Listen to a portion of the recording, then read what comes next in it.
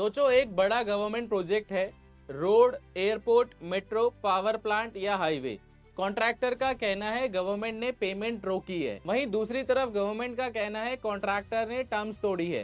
Case arbitration में चला गया और आर्बिट्रल ट्रिब्यूनल ने अवार्ड दे दिया कॉन्ट्रैक्टर के फेवर में, लेकिन गवर्नमेंट को अवार्ड गलत लगता है तो गवर्नमेंट कोर्ट में चैलेंज करती है। अब सवाल ये है, जब केस कोर्ट में पेंडिंग है, अवार्ड पे नहीं हुआ, कॉन्ट्रैक्टर का प्रोजेक्ट अटक गया, तो सिस्टम कैसे चलता है? इसका जवाब देता है जीएफआर का rule number 227A, arbitration awards. Rule number 227A का पहला रूल बोलता है, अगर मिनिस्ट्री या डिपार्टमेंट आर्बिट्रल अवार्ड को चैलेंज करता है और इस वजह से अवार्ड का पेमेंट होल्ड हो गया है, तो गवर्नमेंट को कॉन्ट्रैक्टर को 75% ऑफ आर्बिट्रल अवार्ड पे करना होगा। इस 75% में अवार्ड अमाउंट, इंटरेस्ट अमाउंट दोनों इंक्लूड हो सकते हैं, लेकिन ये पेमेंट बिना प्रोटेक्शन के नहीं होती। कॉन्ट्रैक्टर को बैंक गारंटी देनी होती है सिर्फ उस 75% अमाउंट के बराबर।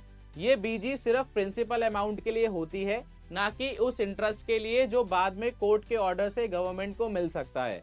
मतलब अगर कोर्ट बाद में बोले रिफंड करो तो गवर्नमेंट का पैसा सेफ रहे। अब रूल 227A का सेकंड पार्ट आता है, गवर्नमेंट ये पेमेंट डायरेक्टली कॉन्ट्रैक्टर को देने के बजाय एक डेजिग्नेटेड एस्क्रो अकाउंट में डाल सकती है और उस एस्क्रो अकाउंट के पैसे का यूज पहले से डिफाइन होता है। सबसे पहले लेंडर्स का पेमेंट, फिर प्रोजेक्शन कंप्लीशन, फिर उसी मिनिस्ट्री डिपार्टमेंट के दूसरे प्रोजेक्ट्स, और जो पैसे बचे वो कॉन्ट्रैक्टर यूज कर सकता है, लेकिन सिर्फ लीड बैंकर की अप्रूवल से, मिनिस्ट्री डिपार्टमेंट की अप्रूवल से।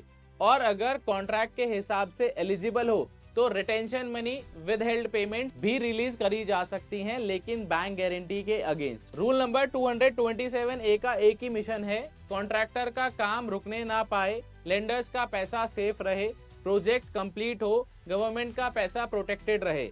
ये रूल लिटिगेशन के बीच का ब्रिज है, जहां प्रोजेक्ट भी चलता है और केस भी।